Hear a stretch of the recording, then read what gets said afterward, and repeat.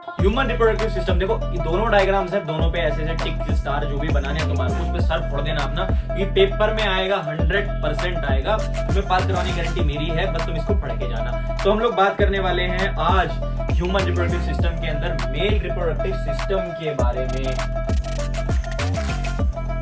देखो कितना खूबसूरत बनाया है जिसने भी बनाया है। शुरू करते हैं हम लोग यार, आज की बात करते हैं। तो ये मेल रिप्रोडक्टिव सिस्टम की जब मैं बात करता हूं ना, तो देखो इसके अंदर से पहले पढ़ लेते हैं क्या होता है। Male reproductive system consist of pair of testis. Pair of testis का मतलब दो होते हैं, which produces the male reproductive cells called sperms and the hormone testosterone. It is contained in sac-like structure called scrotum. From each testis arises a tube called vas deferens. It joins into the urethra. The urethra is enclosed in a muscular organ called penis. It has an opening called genital pore, the seminal vesicle, and prostate glands produce fluids which provide nutrition and help in the movement of the sperms. तो देखो अब ये चीज आती है, इसके parts की हम डिफरेंशिएशन करेंगे ना, इतना सारा लिख दे लेकिन समझ कुछ नहीं आया। अब मैं बताता हूँ, सब समझ में आ जाएगा। देखो मेल रिप्रोडक्टिव ऑर्गन्स की जब मैं बात करता हूं ना, तो हमारे जो सबसे इंपॉर्टेंट है ना वो क्या क्या है, वो सबसे पहले ये वाला जो स्ट्रक्चर है इसको हम बोलते हैं पीनस। ये क्या होता है, रिप्रोडक्शन के टाइम पर, इंटरकोर्स के टाइम पर जो वजाइना के अंदर स्पर्म डिपॉजिट करता है वो पीनस के थ्रू ही होते हैं।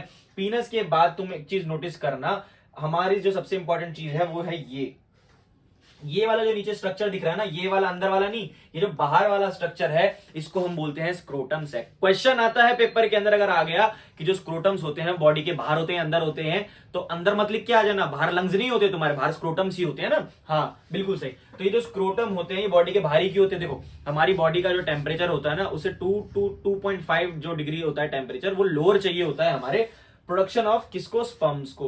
तो उसके लिए जो टेस्टिस होते हैं वो बाहर रहते हैं बॉडी के अंदर, जिसको हम बोलते हैं स्क्रोटम के अंदर। स्क्रोटम एक टेम्परेचर प्रोवाइड कर देता है जो कि हमारे टेस्टिस को चाहिए होता है, किसकी प्रोडक्शन के लिए, हमारे स्पर्म्स की प्रोडक्शन के लिए। टेस्टिस क्या क्या कर रहे हैं, टेस्टिस की बात करते तो देखो टेस्टिस सबसे इंपॉर्टेंट पार्ट्स हैं। टेस्टिस सबसे इंपॉर्टेंट पार्ट है हमारा मेल रिप्रोडक्टिव सिस्टम का, बिना इसके तो मेल रिप्रोडक्टिव सिस्टम है ही नहीं, ऑर्गन है ही नहीं।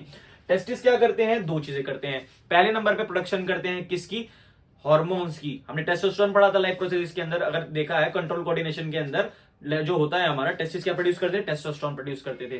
तो टेस्टिस टेस्टोस्टेरोन प्रोड्यूस कर रहे हैं, इसके अलावा ये प्रोड्यूस करते हैं स्पर्म्स, यानी मेल सेक्स हार्मोन भी ये प्रोड्यूस कर रहे हैं, यानी मेल सेक्स गैमेट भी ये प्रोड्यूस कर रहे हैं। स्पर्म क्या है हमारा, मेल सेक्स गैमेट है, ये दोनों चीजें प्रोड्यूस कर रहे हैं ना। हाँ तो देखो टेस्टिस क्या करते हैं, स्पर्म प्रोड्यूस करते हैं, और ये जो स्पर्म प्रोड्यूस होता है ये थोड़ी देर के लिए जाकर इस वाले स्ट्रक्चर के अंदर स्टोर हो जाता है। एपिडिडाइमिस जो है, एपिडाइमिस जो है हमारा, इसके अंदर ये हमारा स्पर्म थोड़ी देर के लिए स्टोर करता है। तो फंक्शन ऑफ एपिडाइमिस क्या हो गया, जब तक इजैक्यूलेट ना हो स्पर्म उसको स्टोर करना फंक्शन हो गया हमारे एपिडाइमिस का। अब क्या होता है, ये जैसे स्पर्म होता है ये एक ट्यूब के थ्रू बाहर जाता है बॉडी से, एक ट्यूब के थ्रू बाहर जाता है बॉडी से।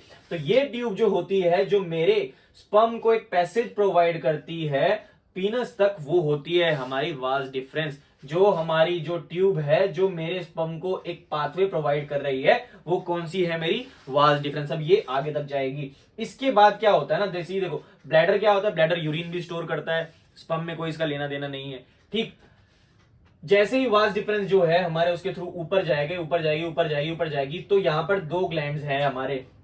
ग्लैंड्स क्या होते हैं, कोई भी ऐसी चीज जो हार्मोन्स या फिर कुछ भी सिक्रीट करते हैं बॉडी के अंदर, वो ग्लैंड्स कहलाते हैं। ठीक है, याद रखना। सेमिनल वेसिकल और प्रोस्टेट ग्लैंड, ये अब यहां पर आ जाते हैं। ये क्या करते हैं, अब जैसे स्पर्म गया, अब स्पर्म क्या है, स्पर्म के पास ज्यादा ना मोटिलिटी है ना स्पर्म के पास अलग सी चीज है, और स्पर्म ना ही मेल जो यूरेथ्रा होती है उसकी एसिडिटी झेल पाएगा। क्यों, स्पर्म इतना ज्यादा ताकतवर नहीं है, तो इसको और ताकत चाहिए होती है, इसको वो ताकत या फिर इसको वो फ्लूइड लिक्विड जो प्रोवाइड करता है वो प्रोवाइड करता है हमारा सेमिनल वेसिकल और प्रोस्टेट ग्लैंड। ये यहां पर होते हैं और ये हमारे स्पर्म को प्रोवाइड करते हैं एक लिक्विड। जैसे ही स्पर्म के अंदर लिक्विड मिल जाता है वो लिक्विड मेरे स्पर्म का सीमन बना देता है। क्या बना देता है, सीमन बना देता है। अब ये सीमन बन जाता है, ये सीमन मेरी बॉडी के अंदर से पीनस के थ्रू ड्यूरिंग हमारा जो है, जो एक तरीके से तुम्हारा इजैक्यूलेशन इंटरकोर्स के टाइम पर वजाइना के अंदर एंटर होते ही क्या करता है, इजैक्यूलेट कर देता है। तो ये पूरा का पूरा प्रोसेस था। ये जो यूरेथ्रा है हमारा, इसके थ्रू, अब ये यूरेथ्रा क्या है, यूरेथ्रा भी जान लेते हैं। यूरेथ्रा एक कॉमन पैसेज पाथवे है, जो कि यूरिन का भी सेम पैसेज पाथवे है और सेम ही स्पर्म्स का भी, जो सीमन है हमारा उसका भी पाथवे है। तो एक क्वेश्चन आता है तुम्हारी बुक में, इसका आंसर नहीं मैं देता हूं, कि यूरेथ्रा को कैसे पता चलता है कब यूरिन को रिलीज करना है, यूरेथ्रा को पता चलता है कब सीमन को रिलीज करना है। तो देखो इसके अंदर डिफरेंशिएशन करता है ना हमारा यूरेथ्रा के अंदर कि कौन सा सीमन है कौन सा यूरिन है, वो करता है स्फिंक्टर। ये तुम्हारी बुक में नहीं है, मैंने बता दिया स्फिंक्टर, याद रखना। तो इन सारे की जो डिफरेंस सबके तुम्हें पार्ट्स की वो पता चल गए क्या क्या फंक्शन है, दोबारा देख लेते हैं। पीनस जो होता है वजाइना के अंदर स्पर्म को इजैक्युलेट करता है, सीमन को इजैक्युलेट करता है। टेस्टिस क्या करते हैं, प्रोड्यूस करते हैं मेल सेक्स हार्मोन्स और मेल सेक्स गैमेट्स। एपिडाइमिस के अंदर थोड़े टाइम के लिए इजैक्युलेशन से पहले हमारा जो स्पर्म होता है वो क्या होता है, स्टोर होता है। इसके अलावा प्रोस्टेट ग्लैंड और सेमिनल वेसिकल क्या करते हैं, ये दोनों अपना अपना लिक्विड को सिक्रीट कर देते हैं स्पर्म के अंदर और वो स्पर्म मेरा बन जाता है सीमन। इसके बाद क्या होता है, जो हमारा वास डिफरेंस है, ये पैसेज पाथवे है जो कि मेरे को एक रास्ता देता है किसको, स्पर्म्स और सीमन को बाहर निकलने का। इसके बाद यूरेथ्रा के थ्रू वो स्पर्म सीमन जो है हमारा सीमन वो बाहर निकल जाता है। तो ये था हमारा मेल रिप्रोडक्टिव पार्ट। और इसके अलावा ऐसा दिखता है स्पर्म, है ना, ये हेड है, ये टेल है, ये मिड पीस है। एक चीज बताऊं, सिर्फ हेड जाकर अटैच होता है फर्टिलाइजेशन के टाइम पर, तो ये बाकी का कोई काम नहीं आता, बस ये आता है, ये हमारे स्पर्म का डायग्राम है, ये हमारा स्पर्म का स्ट्रक्चर है। सीमन अलग चीज होती है।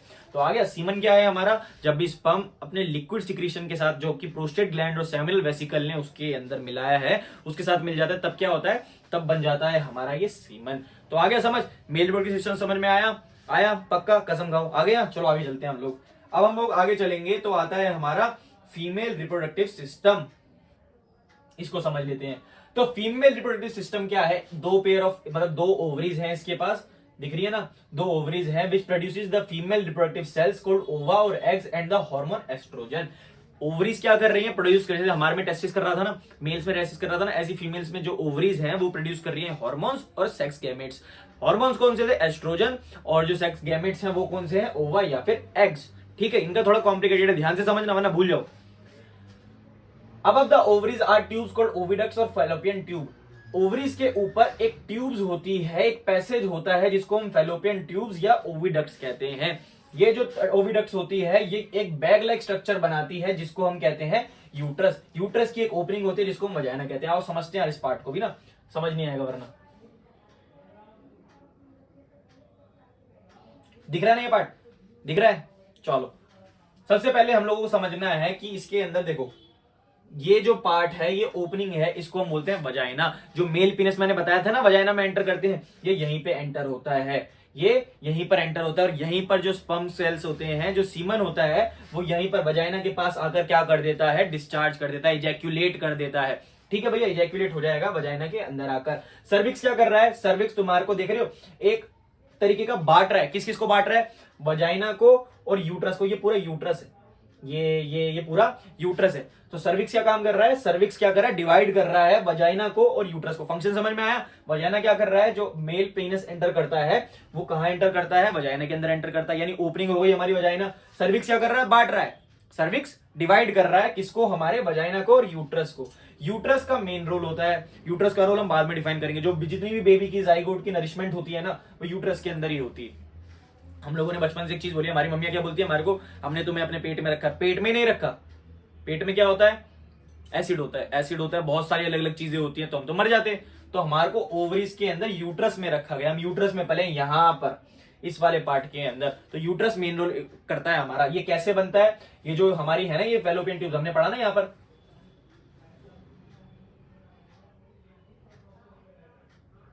जो ओविडक्ट्स हैं ये एक बैग लाइक स्ट्रक्चर बना रही है। इसी बैग लाइक स्ट्रक्चर के अंदर हम लोग कैरी होते हैं, मतलब जितने बेबीज हैं इसी बैग लाइक स्ट्रक्चर के अंदर कैरी होते हैं। ये फैलोपियन ट्यूब्स बना रही है। फैलोपियन ट्यूब्स क्या कर रही हैं, ये एग्स को एक पाथवे प्रोवाइड कर रही हैं। इसके अलावा स्पर्म्स की और जो बाकी चीजें जो होती है ना, हमारा सीमन और जो स्पर्म और हमारा ओवा जो है वो फ्यूज होकर वो इसी के थ्रू कहा जाता है, ओवरीज में जाता है। तो फैलोपियन ट्यूब भी क्या कर रही है, पैसेज प्रोवाइड कर रही है। इसके बाद हम आ जाते हैं सीधा सीधा ओवरीज के ऊपर। अब देखो क्या होता है ना, इसको हम लोग समझते हैं। ओवरीज क्या करती हैं, ओवा या फिर एग्स प्रोड्यूस करते हैं। फंक्शन ऑफ ओवरीज क्या बहुत इंपॉर्टेंट है, ओवा एग्स प्रोड्यूस कर रही हैं, इसके अलावा एस्ट्रोजन प्रोड्यूस कर रही हैं। फंक्शन हो गया ना मेन, तो ओवरीज ये कर रही हैं। अब इसको हम सारी चीजें ध्यान से समझते हैं, थोड़ा ना ध्यान से सुनना, मेरी बात को भूलना मत, कॉन्सेप्ट क्लियर हो जाए फिर डेफिनेशन बाद में याद कर लेना। वजाइना के थ्रू क्या हुआ, यहां पर पीनस एंटर हुआ, उसके बाद उसने क्या था, इजैक्युलेट कर दिया क्या, सीमन। अब क्या होगा, सीमन यहां पर एंटर करेगा और यहां पर आएगा।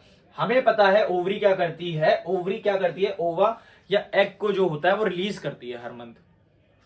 तो क्या होगा, एग्स आएंगे आएंगे आएंगे आएंगे, यहां से आएंगे आएंगे आएंगे, और यहां पर क्या था, यहां तो सीमन एंटर कर गया, सीमन लिक्विड फेज में है, तो मोटिलिटी प्रोवाइड कर दी सीमन ने स्पर्म को। अब जैसे ही सीमन और स्पर्म यहां पर आएंगे और ओवा और एग भी यहां पर आएंगे, एक एग आता है और वो यहां पर आता है और सीमन उसके साथ जाता है, उसके अंदर मिलियंस ऑफ स्पर्म्स होते हैं। 1 ml सीमन के अंदर लगभग millions of 100 millions of sperms होते हैं। उसमें से कोई एक लकी स्पर्म क्या करेगा, उस एग के साथ क्या कर लेगा, ये जो हमारा एग है इसके साथ फर्टिलाइज कर लेगा। जैसे ही इसके साथ कांटेक्ट में आएगा एक स्पर्म, तो उसी टाइम पर क्या हो जाएगा, फर्टिलाइजेशन हो जाएगा। क्या हो जाएगा, फर्टिलाइजेशन हो जाएगा।